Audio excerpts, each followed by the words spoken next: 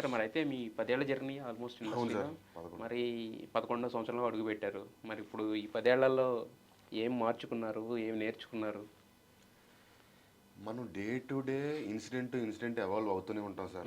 మనం కొన్ని ఒప్పుకుంటాం, కొన్ని ఒప్పుకోం. కొన్ని టైం మన చేత ఒప్పిస్తది. సో, అలాగా నేర్చుకుంటూ వచ్చాం. ఫస్ట్‌లో కొంచెం ఆహ్, స్టబర్న్‌గా ఉండేవాడిని. హ్మ్. ఫస్ట్ సినిమాకి. ఎందుకంటే అందరూ అంటే స్క్రిప్ట్ మీద? స్క్రిప్ట్ మీద అంటే ఇది కావాలంటే ఇది కావాలి, ఇది జరగాలంటే ఇది జరగాలి. సినిమాకి సంబంధించి. హ్మ్. ఎందుకంటే నేను నా లైఫ్‌ని బెట్ చేసి ఈ సినిమా చేస్తున్నా. మిగతా వాళ్ళందరికీ ఇంకో సినిమా. హ్మ్. ఎందుకంటే అందరూ చాలా సినిమాలు చేసినోళ్ళు, ఆ సినిమాకి పనిచేసినోళ్ళు. నాకు ఫస్ట్ సినిమా. హ్మ్. ఓవర్ కాన్షియస్‌గా ఉండేవాడిని. హ్మ్. ఏదన్నా సీన్ అనుకున్నట్టు రాపోయినా, డైలాగ్ అనుకున్నట్టు చెప్పకపోయినా కంగారు పడిపోయి ఇది అయిపోయాడు. హ్మ్. దాని తర్వాత వన్స్ ఎప్పుడైతే ఫస్ట్ సినిమా వర్కౌట్ అయ్యి మనకు సక్సెస్ వచ్చిందో, ఆ తర్వాత మన మాటకు ఆ వాల్యూ ఉంటుంది. ఇప్పుడు మనం అదంతా ప్రదర్శించాల్సిన అవసరం మనకు రాదు. అవును. సక్సెస్ వచ్చిన తర్వాత సక్సెస్సే వింటారు, మనం మాట్లాడతది. చెప్తారు. అంటే మనం సక్సెస్ ఉంది కాబట్టి వినక్కల్లా. హ్మ్. ఎస్, వీడికి ఒక వ్యాలిడేషన్ ఉంది, వీడు చెప్తున్న దాంట్లో పాయింట్ ఉందన్న వ్యాలిడేషన్ వస్తుంది. యెస్. ఆ వ్యాలిడేషన్ వచ్చిన తర్వాత మనం ఇంకా అలా మాట్లాడాల్సిన అవసరం కానీ అది కానీ ఉండదు. హ్మ్.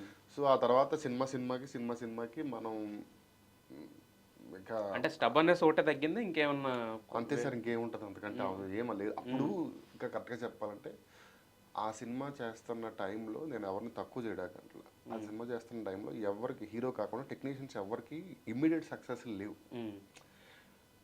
మనకి ఎట్లా ఉంటుంది సార్, ఊరి నుంచి వచ్చాము, ఇంట్లో చాలా ప్రామిసులు చేసుకుని వచ్చి ఉంటాము, హ్మ్. ఇది మిస్ అయితే ఏమైపోతాము అన్నది హ్మ్. ప్యాక్ అయిపోయి ఉంటుంది కదా సార్ మనకి. ఎందుకంటే మనం ఏ స్టేక్స్తో వచ్చామన్నది మనకే మనకే తెలుస్తుంది. తెలుస్తది. అవును. హ్మ్. అండ్ అందులో అప్పటికి జబర్దస్త్ చేస్తున్నాను. హ్మ్. మా చేస్తూ చేతి నిండా డబ్బులు, ఈవెంట్లు విపరీతమైన డబ్బు. హ్మ్. అంటే ఆ రోజు నా బ్యాచిలర్ లైఫ్కి విపరీతమైన డబ్బు. డబ్బు. హ్మ్.